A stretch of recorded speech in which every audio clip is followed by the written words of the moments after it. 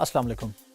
हम बात करने जा रहे हैं कि 3PL, आप लोगों ने आमतौर पे सुना होगा 3PL, हर बंदा सुनता है जी, जो भी अमेज़ॉन का काम कर रहा है या वी है। तो 3PL होता क्या है? ये होता है थर्ड पार्टी लॉजिस्टिक्स। अच्छा, इसकी हमें क्यों ज़रूरत पड़ती है और ये क्या होता है? आप लोगों को पता होगा कि कोविड में अमेज़ॉन के जो वेयर हाउसेस थे वो फुल हो गए थे। अमेज़ॉन के पास जगह ही नहीं थी सामान रखने की, क्योंकि आप लोगों को पता है लॉकडाउन हुआ, सारी चीज़ें ऑनलाइन पे शिफ्ट हो गई। अब बाइंग ज़्यादा हो रही है, सेलर अपना सामान भेज रहे हैं, तो अमेज़ॉन ने कहा मेरे पास तो जगह ख़त्म हो गई है, तो आप मुझे थोड़ी सी चीज़ें भेजा करें। फॉर एग्जांपल, पहले अगर मैं अमेज़ॉन को 10,000 यूनिट इकट्ठे भेजता था, तो अमेज़ॉन ने कोविड में मुझे कह दिया जी अब आपने 2,000 यूनिट भेजने हैं। अब मैं 10,000 भेज रहा हूँ, मैं 2,000 भेजूँ तो मैं बाकी कहाँ पे करूँ? अब चाइना से तो मैं ये नहीं करूँगा ना कि 2,000 लेके आऊँगा, चाइना से तो मुझे इकट्ठा सामान लेके आना होगा। तो फिर हम लोगों ने क्या शुरू किया, हमने 3PL सर्विसेज लेना शुरू कर दी। यानी जिन लोगों के प्राइवेट वेयर हाउसेस थे यूके में, हमारा सामान उनके पास जाता था, उनके पास जाने के बाद वो 2,000 आगे भेज देते थे। जैसे ही वो 2,000 ख़त्म होने वाले होते थे तो वो अगले 2,000 भेज देते थे। हम ये काम चाइना से क्यों नहीं कर सकते? क्योंकि जब 2,000 ख़त्म होंगे और आप चाइना से मंगवाएंगे तो आने में 1.5 महीना लग जाएगा। इसलिए हमें ज़रूरी था कि हम लोकल 3PL यूज़ करें, कि लोकली सामान पड़ा हो, जैसे ही ख़त्म होने लगे हम दोबारा भेज दें। तो ये 2020 के स्टार्ट से ये प्रॉब्लम शुरू हुई थी और अभी तक ये प्रॉब्लम कहीं ना कहीं एग्जिस्ट करती है, अगरचे पहले से कम है। पहले अगर लिमिट 2,000 की थी, अब अमेज़ॉन ने 5,000 की कर दी है, लिमिट थोड़ी बेहतर हो गई है, लेकिन प्रॉब्लम ये अभी भी है। तो ये एक बड़ी इंपॉर्टेंट चीज़ है जो आपने अपने क्लाइंट को डे फर्स्ट को बतानी है कि अगर हमारा सामान अमेज़ॉन की वेयरहाउस पे ना रखने दिया उसने, या जगह कम हुई, हम कहीं और रखेंगे, तो आपके माइंड में होना चाहिए कि आपको एक्स्ट्रा पैसे पे करने पड़ेंगे। 3PL वाला आपसे अलग से पैसे लेगा, ऑफ कोर्स वो रखेगा तो उसके पैसे चार्ज करेगा। हाँ ठीक है, आपके उधर से भी पैसे बचेंगे ना, अमेज़ॉन के जब वेयर हाउस पे नहीं पड़ा होगा वहाँ से भी कुछ बचेंगे, लेकिन ये आपको थोड़ा सा महंगा पड़ता है। और फिर आपको इसकी रीलेबलिंग करवानी पड़ती है कि बॉक्स लेबल आपको नए लगाने पड़ते हैं। ये हम लिस्टिंग क्रिएशन में सीखेंगे बॉक्स लेबल का। तो थोड़ी थोड़ी लेबर कॉस्ट भी ऐड हो जाती है, तो एक एक्स्ट्रा खर्चा है, लेकिन बिजनेस का हिस्सा है, सारे लोग करते हैं, हम भी करेंगे।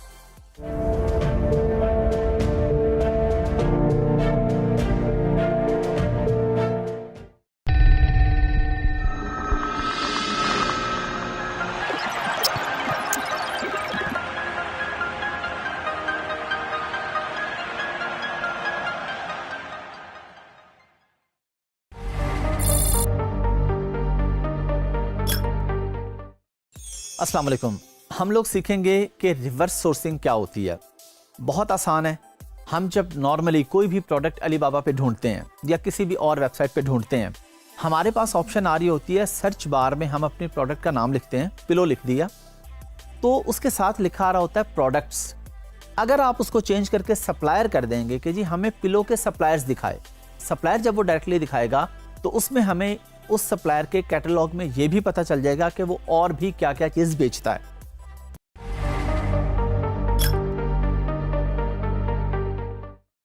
अच्छा, हमें इसकी ज़रूरत कब और कहाँ पेश आती है और क्यों ज़रूरी है? इसलिए भी ज़रूरी है कि जब आपकी प्रोडक्ट अमेज़ॉन पर या वॉलमार्ट पर या ईबे पर या इट्सी पर बिकना शुरू हो जाती है, तो पहला 1 महीना 2 महीने हम लोग देखते हैं कि हमारे ऑर्डर्स किस तरतीब से आ रहे हैं, ज़्यादा आ रहे हैं, कम आ रहे हैं, नेगेटिव रिव्यूज़ तो नहीं आ रहे, नेगेटिव रिव्यूज़ आ रहे हैं तो किस वजह से आ रहे हैं। अब हम उन सारी चीज़ों को कलेक्ट करते रहेंगे एक शीट में और नई सोर्सिंग के लिए भी कोशिश करते रहेंगे, क्योंकि आपको याद है मैंने आपको पिछली वीडियोस में बताया है कि हम एक कॉन्ट्रैक्ट साइन करेंगे सप्लायर के साथ कि 6 महीने तक आप अपने प्राइस चेंज नहीं करेंगे। हमने उसको बाउंड कर लिया, लेकिन वो हमें बाउंड नहीं कर सकता कि आप किसी और से नहीं खरीदेंगे। हमारे पास ऑप्शंस ओपन है, हम कहीं किसी और से भी खरीद सकते हैं सामान। अब हम क्या करेंगे, दोबारा बैठेंगे सोर्सिंग करने और देखेंगे कि क्या हमें उससे कम प्राइस पे कहीं और से मिल जाता है। अब प्रोडक्ट जब हमने ऑर्डर की थी उसके बाद 2-3 महीने लगे, वो पहुंच गई अमेरिका में या यूके में, बिकना शुरू होगी। अब इस सारे प्रोसेस को 4 से 5 महीने गुजर चुके हैं, तो हम उसके बाद कोशिश करेंगे कि हो सकता है मार्केट में कुछ ऐसा हुआ हो कि प्रोडक्ट हमें मज़ीद सस्ती मिल जाए, मज़ीद अच्छी क्वालिटी की मिल जाए, सेम प्राइस में क्वालिटी अच्छी मिल जाए, या सेम क्वालिटी में प्राइस कम मिल जाए।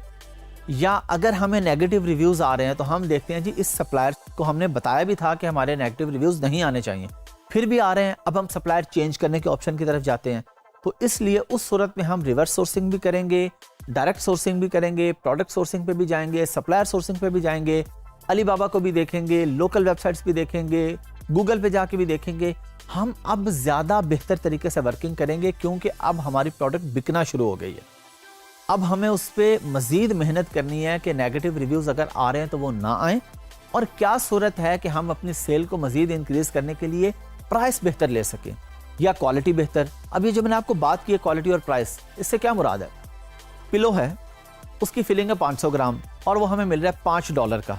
तो आप अलीबाबा पे दोबारा सोर्सिंग शुरू कर देते हैं। अब आप एक नए बंदे के पास जाते हैं और उसे कहते हैं जी मुझे आप क्या ऑफर कर सकते हैं, मुझे इस प्राइस पे ये मिल रहा है और मैंने खरीद लिया और मैं बेच रहा हूँ। अब आपके पास एक और बेनिफिट है, पहले आप उसको बता रहे हैं कि मैं खरीदूंगा और बेचूंगा, तो वो भी सोच रहा होगा पता नहीं बेचेगा कि नहीं बेचेगा। अब आप उसे बताएंगे कि मैं बेच रहा हूँ, ये मेरा लिंक है अमेज़न की प्रोडक्ट का, आप जाके देखें, मैं ऑलरेडी सेल कर रहा हूँ, मैं ऑलरेडी एक सेलर हूँ। अब वो आपको कोशिश करेगा कि किसी तरीके से, क्योंकि ये ऑलरेडी बेच रहा है, इससे सारी सेल्स मैं ले लूँ। आप उसे कहेंगे आप मुझे क्या ऑफर करेंगे? हो सकता है वो आपको ऑफर करे कि मैं आपको दूंगा तो $5 में, लेकिन आपकी फिलिंग है 500 ग्राम, मैं आपको दूंगा 600 ग्राम, मैं आपकी क्वालिटी अच्छी कर दूंगा। या वो कहेगा जी 500 ग्राम ही है, या आप उसे कहते हैं जी मुझे क्वालिटी पे कोई इशू नहीं है, क्वालिटी पे मुझे बिल्कुल ठीक चल रहा है, मेरे पास रिव्यूज़ भी अच्छे आ रहे हैं, मुझे कोई मसला नहीं है, आप क्या ऑफर करेंगे? वो कहता है चलें आप $5 का ले रहे हैं, मैं आपको $4.5 का दे देता हूँ। तो हमें कोई ना कोई अच्छी चीज़ वो ऑफर करेगा। और रीज़न मैंने आपको बता दी, पहले वाले सप्लायर के पास हम जा रहे थे, हम आप उसे जितनी मर्जी कहानी सुना दें कि जी हम बहुत बड़े सेलर हैं, बहुत बड़ी कंपनी है, वो कहेगा ठीक है अभी आप स्टार्ट कर रहे हैं ये वाली प्रोडक्ट, लेकिन अब की बार हम उसे कहेंगे ये देखिए हम बेच रहे हैं, तो अब वो आपको ज़्यादा सीरियस लेगा। आइए अब इस पर प्रैक्टिकली करके देखते हैं।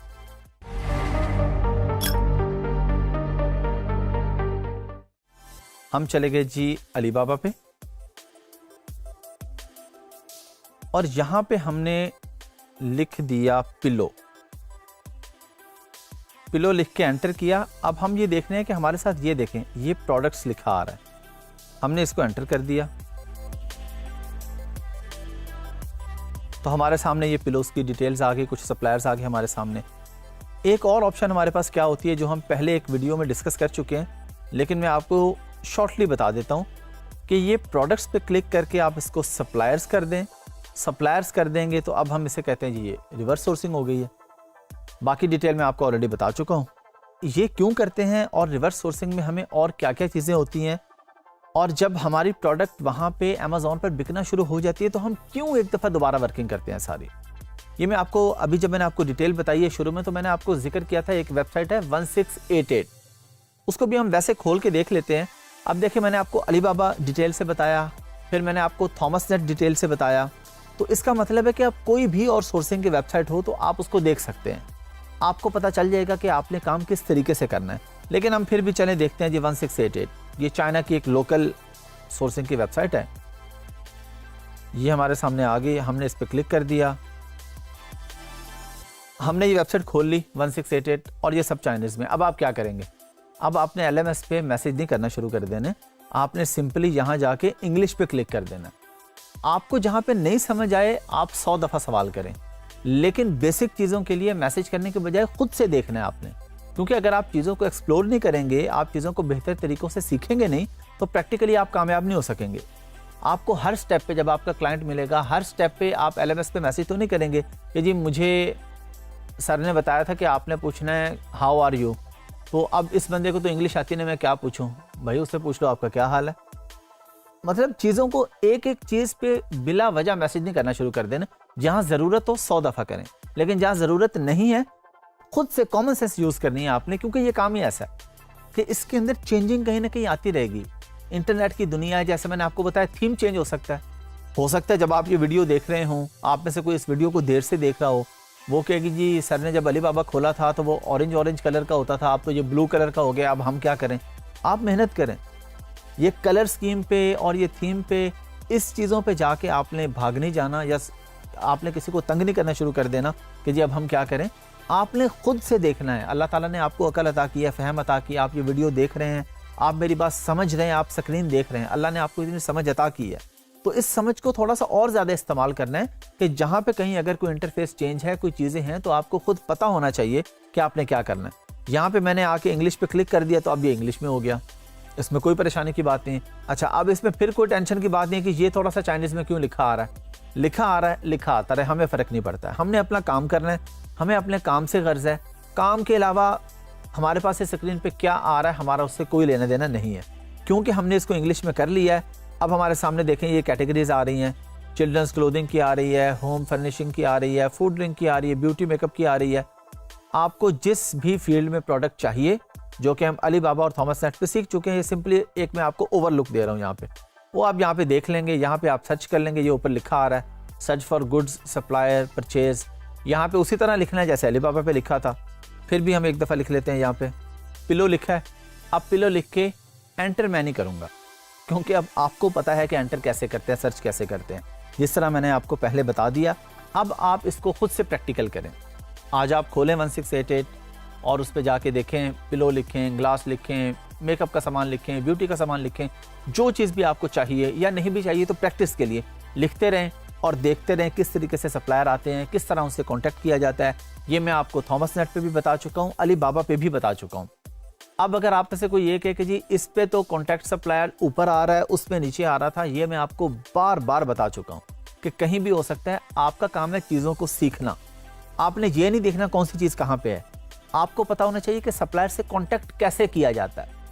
अब वो कॉन्टैक्ट सप्लायर चाहे ग्रीन कलर का बटन हो चाहे रेड कलर का हो, ये हमारा मसला नहीं है।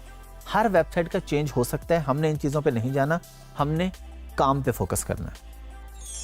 चलें जी, प्रैक्टिकली आप लोगों ने देख लिया, पहले भी आप लोग देख चुके थे, इसलिए मैंने आपको इस वीडियो में बिल्कुल शॉर्ट सा बताया ताकि हम एक ही चीज़ को रिपीट ना करते रहें।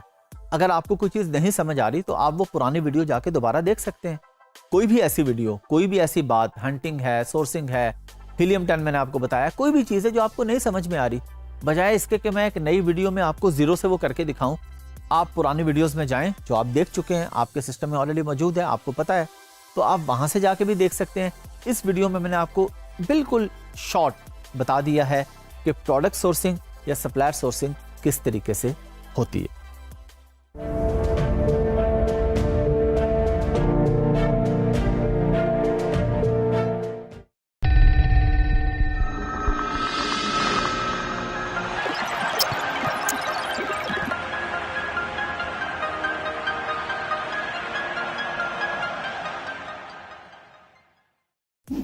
अस्सलाम वालेकुम। अब से हम लोग सीखने जा रहे हैं अमेज़ॉन सेलर सेंट्रल को। तो अभी आप लोग जो वीडियो देख रहे हैं, इस वीडियो से हम इसको स्टार्ट करेंगे और फिर अगली कुछ वीडियोस तक हमारा सेलर सेंट्रल चलेगा। अच्छा, सेलर सेंट्रल है क्या? आपको याद है हम लोगों ने पिछली वीडियोस में प्रोडक्ट हंटिंग के दौरान अमेज़ॉन खोल के देखा, amazon.com या amazon.co.uk। अब ये तो वो अमेज़ॉन अकाउंट था जो हर बायर का होता है, जिसने अमेज़ॉन पे गया और कुछ खरीद लिया, वो था amazon.com। अब जो सेलर है, जो बेच रहा है अमेज़ॉन पर, खरीदने वाले को जो तस्वीरें नज़र आ रही हैं, जो प्रोडक्ट की लिस्टिंग नज़र आ रही है, जो उसका टाइटल, जो उसके डिस्क्रिप्शन नज़र आ रहा है, वो सब कुछ आखिर कहाँ से सेट किया जा रहा है, उसका एक अलग अकाउंट होता है। सेलर का हमेशा एक अलग अकाउंट होता है, बायर का अकाउंट अलग होता है, तो हम सेलर सेंट्रल उसको बोलते हैं। अच्छा, आप लोगों के पास अभी नहीं है, लेकिन हम लोग ये सीख चुके हैं आईडी क्रिएशन में, आपने अभी इस पर नहीं जाना। जब तक आपका कोर्स कंप्लीट नहीं हो जाता, आपने अकाउंट बनाने की कोशिश नहीं करनी। अच्छा, अब इसमें एक और चीज़ मैं आपको क्लियर कर दूं, इसमें डिफरेंट टैब्स हैं। टैब्स क्या होते हैं ये अभी मैं आपको बताऊंगा। तो हर वीडियो में मैं आपको अलग अलग टैब्स बता रहा हूँ, किसी में हो सकता है 2-3 बता दूँ, किसी में 1 बता दूँ। तो आपने जो मैं आपको बता रहा हूँ उस पर फोकस करना है, जो स्क्रीन पर बाकी नज़र आ रहा है उस पर फोकस नहीं करना। ये नहीं कि मैं आपको कैटलॉग का टैब बता रहा हूँ और आप कहें जी आगे तो इन्वेंट्री आ रहा है, हमें तो पता नहीं हम क्या करेंगे। जब तक आप इन्वेंट्री पे पहुंचेंगे वो मैं आपको प्रैक्टिकली बता दूंगा जब हमें उसकी ज़रूरत पेश आएगी। जब उसकी ज़रूरत नहीं है तो आपको वो नहीं पता होना चाहिए। क्यों? क्योंकि उससे आपकी अटेंशन डाइवर्ट होगी। तो इसलिए हम आए स्टार्ट करते हैं प्रैक्टिकली। आज हमारा पहला लेक्चर है इस हवाले से, इस वीडियो में सेलर सेंट्रल के हवाले से हमारा ये पहला लेक्चर है। हम कैटलॉग के टैब से स्टार्ट करते हैं और फिर अगली कुछ वीडियोज़ में हम इसको मुकम्मल सीख जाएंगे। चलें जी, हमारे सामने अब सेलर सेंट्रल एक खुला हुआ है, ये यूके का है, sellercentral.amazon.co.uk। तो जिस भी मार्केट प्लेस में अब ये चीज़ आपको समझ आ चुकी है कि अमेज़ॉन डिफरेंट कंट्रीज़ में है, कि हमारे सामने टैब आ रहा है कैटलॉग का। ये आप लोग देख रहे हैं, ये कैटलॉग का टैब आ रहा है हमारे पास। अच्छा, हम इस कैटलॉग टैब पे चले जाते हैं और आगे हमारे पास 3 ऑप्शंस आ रही हैं जी, add products, complete your drafts और व्यू सेलिंग एप्लीकेशंस। अच्छा, ऐड प्रोडक्ट हमें लफ्ज़ से ही पता चल गया कि जब हम इस पे क्लिक करेंगे तो ये हमें ऑप्शन देगा कि प्रोडक्ट जो हमने ऐड करनी है, जो लिस्ट करनी है, यानी अगर आप ग्लास बेचना चाह रहे हैं तो हम यहाँ पे ग्लास की लिस्टिंग करेंगे, उसकी तस्वीरें लगाएंगे, उसका कंटेंट लिखेंगे, तो तब जो बायर अकाउंट है उसको हमारा ग्लास नज़र आएगा। जब हम लिस्ट करेंगे तो उसको नज़र आएगा ना, अदरवाइज तो उसको नहीं पता चलेगा कि हम लोग भी ग्लास बेच रहे हैं। अच्छा, अब यहाँ पे हम आके ये हम अगली वीडियोज़ में सीखेंगे कि प्रोडक्ट ऐड करते कैसे हैं। ये यहाँ पे लिखा रहा है ना, प्रोडक्ट नेम, यूपीसी, एसएन, ये डिफरेंट चीज़ें होती हैं इसके अंदर कि अगर आपने होलसेल आप कर रहे हैं तो आपने किसी की लिस्टिंग को जाके मी टू करना है, या आपने नई प्रोडक्ट लिस्ट करनी है तो उसके लिए एक कोड होता है, यूपीसी कोड हम उसे कहते हैं। वो बार कोड हम परचेज करते हैं, वो बार कोड परचेज करने के बाद उस बार कोड से ये लिस्टिंग होती है। लेकिन ये हमारा अगली वीडियोज़ पे प्रॉपर टॉपिक है, इसलिए हम ऐड प्रोडक्ट नहीं कर रहे। यहाँ पे सिर्फ आपको बता दिया कि ऐड प्रोडक्ट पे क्लिक करेंगे तो ये टैब आएगा, यहाँ पे आप एसिन डालेंगे हम या यूपीसी कोड डालेंगे, लिस्टिंग कैसे क्रिएट करेंगे ये हम लोग लिस्टिंग क्रिएशन में सीखेंगे। अच्छा, अगला हमारा टैब है जी कैटलॉग में, कंप्लीट योर ड्राफ्ट्स। अच्छा, ड्राफ्ट क्या होता है? आप लोग बाज़ दफ़ा देखते होंगे कि आप किसी को ईमेल करने लगे हैं, ईमेल आप कर रहे हैं और आप उसे सेंड नहीं करते हैं, अचानक इंटरनेट चला गया या कोई इशू आ गया है या वैसे ही आपने सेंड नहीं की, आपने उसे क्लोज कर दिया, तो वो ड्राफ्ट में सेव हो जाती है। ड्राफ्ट का मतलब ये होता है कि ये आपकी चीज़ आपके पास तैयार है या इसमें आपने कोई मज़ीद चेंजिंग करनी है, लेकिन ये भेजी नहीं है, फाइनल नहीं है, अभी आप ये तैयार कर रहे हैं तो इसलिए ये ड्राफ्ट में है। तो जब हम लिस्टिंग क्रिएट करेंगे तो मैं आपको उसमें बताऊंगा कि हमारे पास ऑप्शन आ रही होती है कि हम इसको लिस्ट कर दें, अवेलेबल कर दें बायर के लिए, या अभी इसको ड्राफ्ट में रखें। फॉर एग्जांपल हम कहते हैं जी अभी 2-3 लाइनें और हमने ऐड करनी है, अभी फाइनल नहीं हो पा रही, हमारा 70% काम हो गया लिस्टिंग क्रिएशन का, जो कि हम सीखेंगे लिस्टिंग क्रिएशन में, तो हम उसको ड्राफ्ट कर देंगे। और जब बाकी का 30% कंप्लीट हो जाएगा तो फिर हम उसको सेव और कंटिन्यू करके उस लिस्टिंग को प्रॉपर लाइव कर देंगे बायर्स के लिए। एक और हमारे पास इसमें नीचे टैब आ रहा है, व्यू सेलिंग एप्लीकेशंस, यानी कोई ऐसी प्रोडक्ट है, फर्ज करें वो गेटेड कैटेगरी है, गेटेड और अनगेटेड भी हम लोग सीखेंगे। इन शॉर्ट आपको बता देता हूँ गेटेड क्या होता है। गेटेड सोसाइटी से आप लोग एग्जांपल ले लें कि हर बंदा नहीं उसके अंदर जा सकता, सिक्योरिटी होती है, वो कहते हैं जी आपने किसको मिलना है, किसके पास जाना है। अनगेटेड ये है कि कोई भी आ जाए। इसी तरह प्रोडक्ट्स के अंदर भी गेटेड और अनगेटेड की कैटेगरी होती है। गेटेड होती है कि उसके लिए आपको अप्रूवल्स चाहिए होती हैं, जिस तरह फूड की आइटम है, कोई मेडिकेशन के रिलेटेड आइटम्स हैं, कोई ब्यूटी के रिलेटेड ऐसे आइटम्स हैं जिसमें केमिकल्स का इस्तेमाल हो रहा है, उसके लिए आपको अप्रूवल्स चाहिए होते हैं, या इस तरह की और प्रोडक्ट्स। और कुछ ऐसी हैं जिस तरह पिलोज हैं, बेडशीट्स हैं, ये अनगेटेड कैटेगरी हैं, कोई भी बंदा इसमें आके बेच सकता है। तो ऐसी प्रोडक्ट्स जिसके अंदर आपको अप्रूवल्स चाहिए, वो आप पहले अप्रूवल लेंगे उनसे कि जी मैंने, फॉर एग्जांपल आपने एक ब्यूटी क्रीम लिस्ट करनी है, तो आप पहले अप्रूवल लेंगे अमेज़ॉन से, वो आपके पास यहाँ पे शो हो रहे होंगे कि जी मुझे इसकी अप्रूवल चाहिए, मैं इसको लिस्ट करना चाहता हूँ। अमेज़ॉन अलाउ करेगा, फिर आप उसे लिस्ट करेंगे। या अमेज़ॉन आपसे कहते हैं जी प्रोडक्ट आपके पास है, कोई प्रूफ है, तो आप उसे पिक्चर खींच के भेजते हैं कि जी ये देखिए मेरे पास प्रोडक्ट है, ये उसकी पैकिंग है, ये उसकी पिक्चर है, फिर अमेज़ॉन आपको अलाउ कर देता है कि ठीक है अब आप इसको लिस्ट कर लें, तो वो आपके पास इस टैब में शो हो रहे होंगे। अब मैं आपको जो जो चीज़ें भी बता रहा हूँ, इसमें से बहुत सी ऐसी चीज़ें हैं जिसको हम प्रैक्टिकली अगली वीडियोज़ में जाके करेंगे। तो अभी मैं आपको सिर्फ जहाँ तक बात समझा रहा हूँ, जो बता रहा हूँ, आपने उस पर फोकस करना है। गेटेड अनगेटेड कैसे होती है, अनगेट कैसे करवाते हैं, लिस्टिंग कैसे क्रिएट होती है, ये हम सब अगली वीडियोज़ में सीख लेंगे। चलें जी, आप लोगों ने कैटलॉग का टैब देख लिया, आपको बाकी टैब्स भी, कोई इन्वेंट्री का टैब भी नज़र आ रहा था और भी टैब नज़र आ रहे थे, ये हम तरतीब से अगली वीडियोज़ में सीखते जाएंगे, आपको पता चलता जाएगा। अगेन मेरी बात गौर से याद रखें, ऐसा मुमकिन है कि जब आप ये वीडियो देख रहे हों, देर से देख रहे हैं या जब आप देख रहे हैं, तब अमेज़ॉन ने अपना इंटरफेस चेंज कर दिया है, उसने इन्वेंट्री को पहले कर दिया है, कैटलॉग को बाद में कर दिया है। इससे हमें कोई फ़र्क नहीं पड़ता, हमें काम पे फोकस करना है, हमें हर टेक्निकल स्किल पे फोकस करना है। ये नहीं देखना कि ये लिखी हुई कहाँ पे नज़र आ रही है या इसका कलर कौन सा है।